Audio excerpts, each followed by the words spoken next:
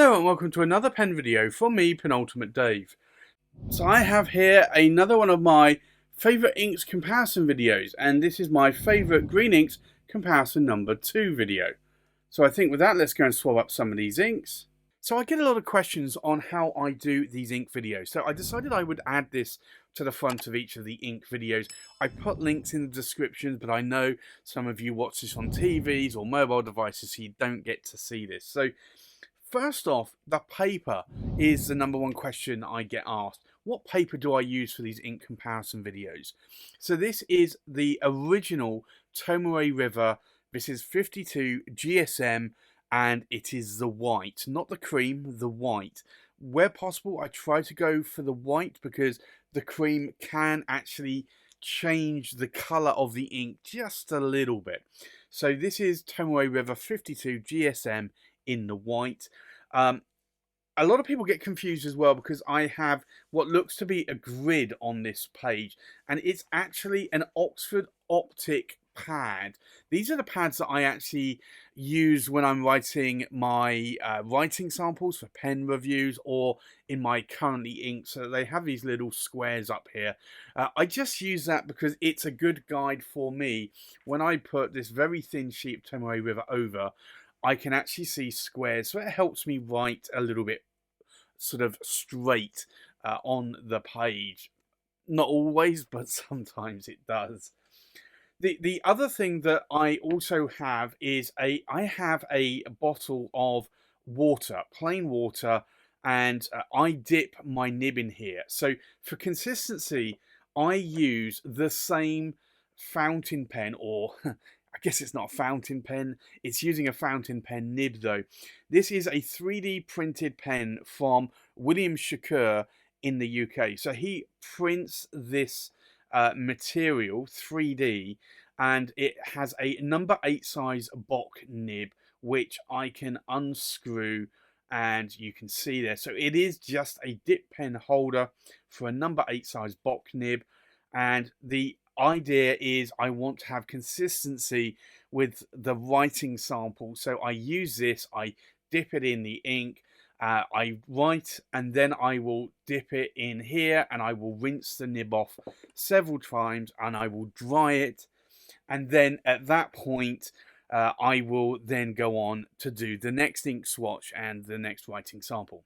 So there you have it. That's how I do my ink swatches. So I just wanted to show you that here. Now on to the ink comparison video. So the first thing I have here is a Rohrer and Klingner ink, and this is Verdura. And I have to say, this is an ink that I didn't think I was gonna like as much, but I do like it, and it is just an interesting green for me. So we'll do an ink swatch here, and you can see that it's a little bit of a bluish green, I would say. It's got that sort of bluish tinge to it, but it's a green. That's I think why I didn't like it, because typically I prefer greens that are green. So we'll do a second pass over the top half, just to show the difference between a wet or broad or dry versus a narrow writing nib. And this is Rohrer and Klingner, and it is Verdura. But typically I do prefer more like green inks, and I'd have to say though, I think the reason why I started to like this more was that when you have it in a wet nib, like, or a broad nib like you can see up here, you actually get a very different green when the ink is being laid down. So it's almost, I think, a green that maybe more resonates towards me. The next ink here is an Akkerman ink, and it is number 27, Bezuidenwoud-groen. So we'll do an ink swatch. And I think this is an ink that I really fell in love with, and I think because I was using it almost exclusively in my Armando Simone Club Bologna extras, We'll do a second pass over the top half, just to show the difference between a wet or broad or dry versus a narrow writing nib. And I think because my ASC Bologna extras are extremely wet writers, it was showing more of a darker green. So this is Akkerman. And this is not a Dutch Masters, but it is Bezuidenwoud. And I always have problems spelling this ink. Wood-grown.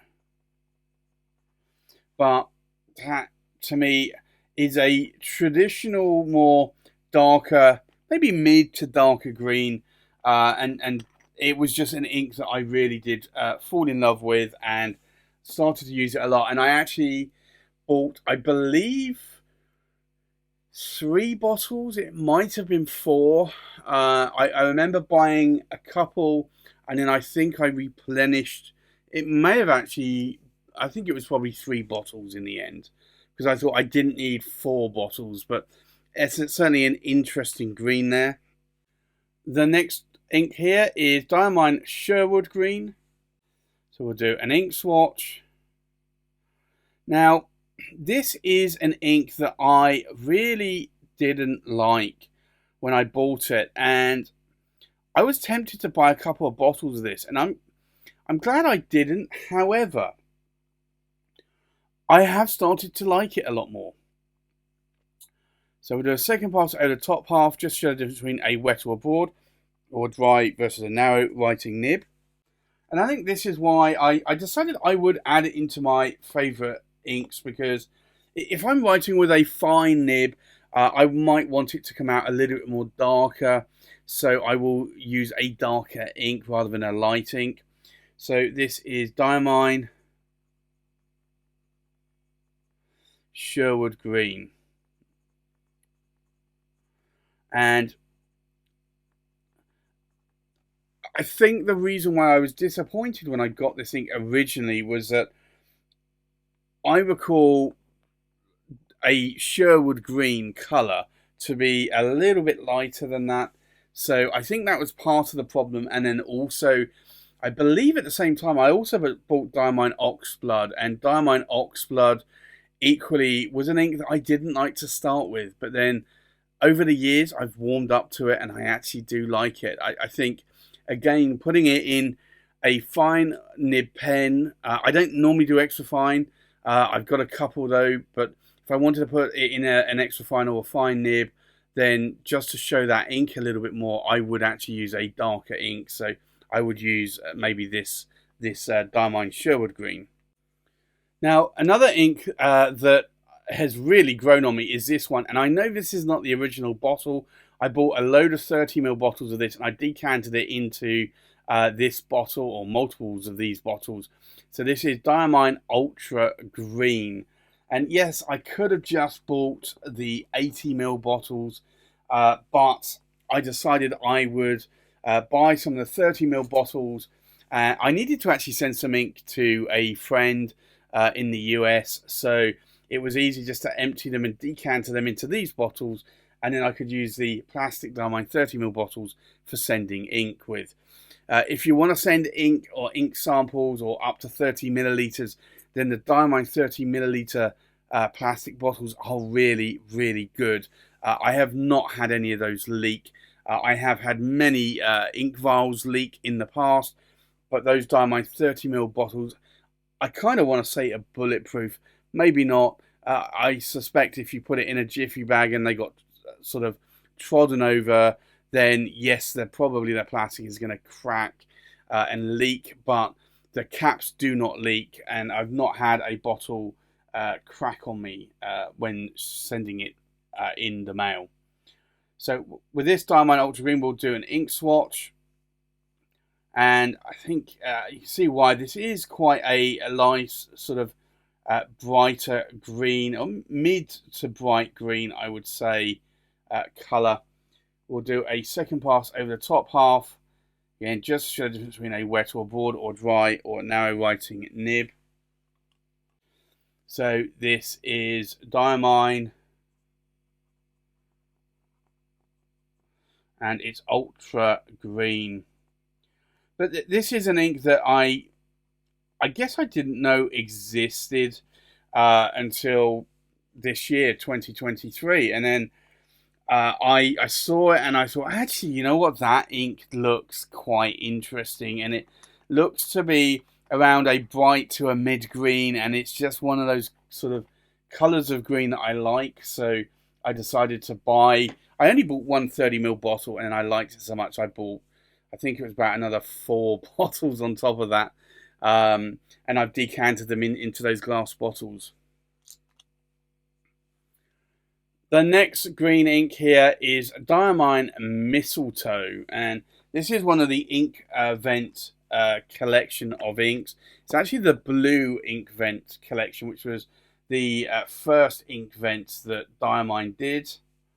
So we'll do an ink swatch, and I find this ink very, very lubricated, and I think you can see it as it's going on there. It's very, very lubricated. And we'll do a second pass over the top half, just so the difference between a wet or a broad and a dry or a narrow writing nib. But this is an interesting green, and I bought this green at the time just because I wanted a Christmas themed green ink for Christmas cards, and I went for this because of the name Mistletoe, and I do like it quite a lot. I don't use it as much as some of the other greens, but it's an interesting green, and I always bring it out for Christmas. My favourite Christmas green. So this is Diamine, and it's Mistletoe. But that is a nice green, more of a darker green, a little bit with maybe quite a tinge of olive to it. And again, I'm not normally a fan of olive inks. I think I bought that because I thought it was going to be maybe a little bit more of a traditional green, but I do still like it. It's one of my favourite greens. So the next ink here is Visconti Green, and this is a green that when I got this with a bunch of pens, hence the glass bottle. And I think I got about 3 of these, and I didn't really like them, and I'll show you why. Because when you start doing the ink swatch, it's more of a blue / green, or bluey green, or green. I want to say blue actually, but it's not a blue. It definitely is a green, but it's on the blue spectrum side of green. So we'll do a second pass over the top half, just to show the difference between a wet or a broad or a dry or a narrow writing nib. But that said, like, it did become one of my favourite greens, and it's just, I will ink it up with certain pens, not all pens, but certain pens. So this is Visconti Green, and I think the reason why I didn't like it was partly because it was a blue-green to start with. And I typically, when I want a colour, if I want a green, I want a green. If I want a blue, I want a blue. If I want a turquoise, I want a turquoise. So when a colour is really a little bit off to what the name mentions, I typically am not a fan of that. But again, this is just an ink that I didn't have many green inks at the time, and it grew on me over time because I have so many of, or at least 3 or 4 bottles of that green ink. So it is a colour that has grown on me over time. So I think now let's take a look at these inks now that they have dried. So the first ink here is a Rohrer and Klingner Verdura, and this was an ink that I didn't think I was going to like to start with, but it has become one of my favourite green inks. Certainly in 2023, it's been an ink that I've been using a lot more. And can you see the difference between a wet or a broad or a dry or a narrow writing nib? You definitely can. There is a huge contrast there. So if you're going to have a narrow or dry writing nib, you're going to see this kind of colour. And if you're going to have a wet or a broad nib like I am writing with, you're going to see this more darker colour. Now, is there any shading going on? Yes, there's definitely shading here in the pulled area, and I will show this up close so you can see it there. Is there any sheen going on? Yes, there is a little bit of sheen around the edges of those pulled areas there. It is a nice green ink with a little bit of a, I'd say, a red sheen to it there. Probably if you left the ink in a pen for a few months, you're going to see a little bit more of that sheen coming through into the writing sample.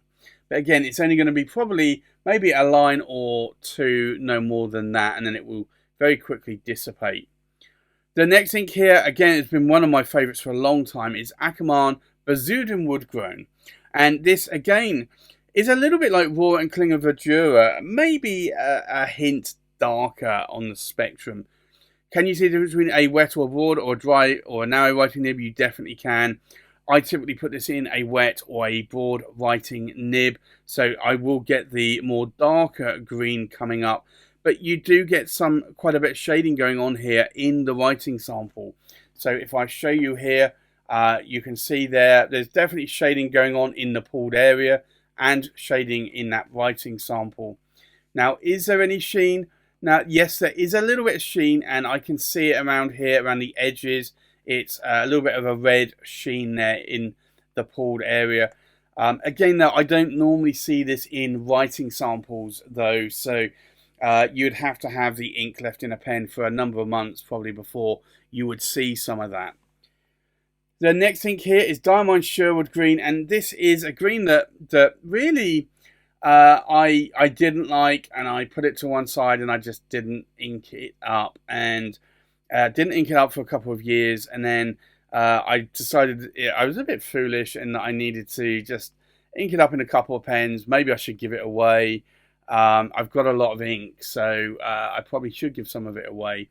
However, I decided I would ink it up, and I actually started to like it, and it's become a little bit more of a favourite. I'd say more in finer nib pens. So can you see the difference between a wet or a broad or a dry or a narrow writing nib? Yes, you can. I typically like this green more than this green. Can you see shading going on there? And I'll bring it up close. Yes, you can see shading in that pulled area. But there is also some very wicked sheen going on there in that green, right around the edges of the pulled areas here.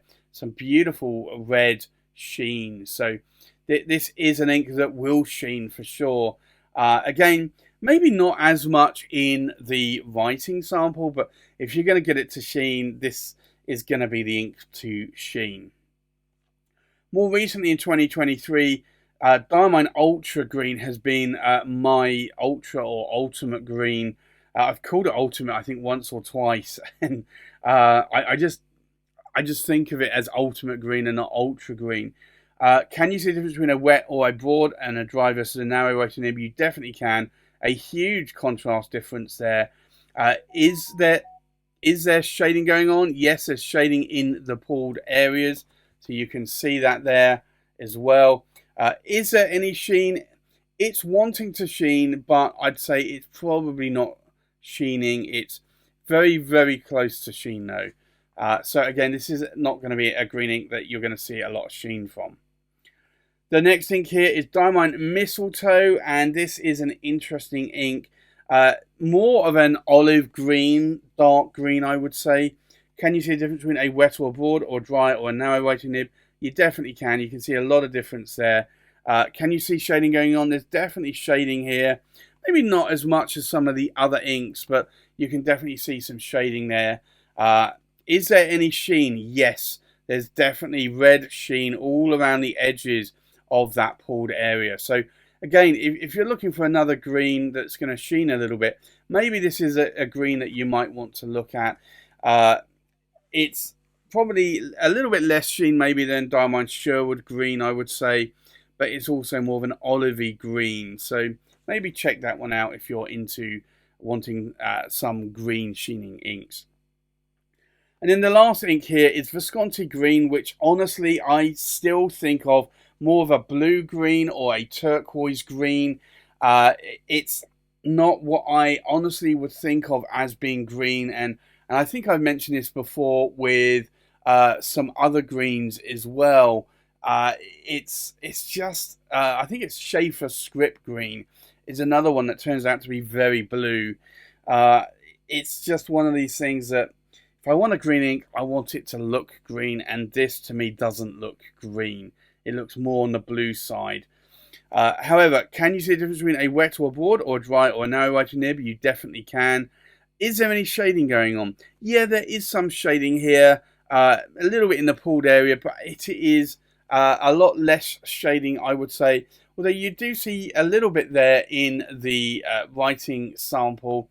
There's no sheen going on though with this ink, and I honestly wouldn't expect it to. But this is still one of my favourite greens, probably because I've written with it a lot.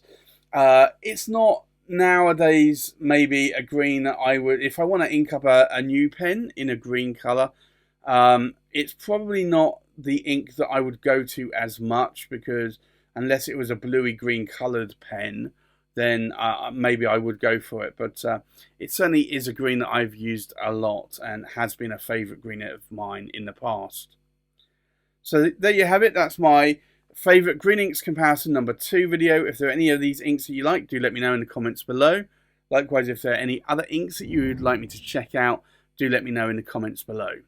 So that's my favourite green inks comparison 2 video. Thanks for watching. Please like, comment, subscribe, and I'll see you on the next pen video. Bye-bye.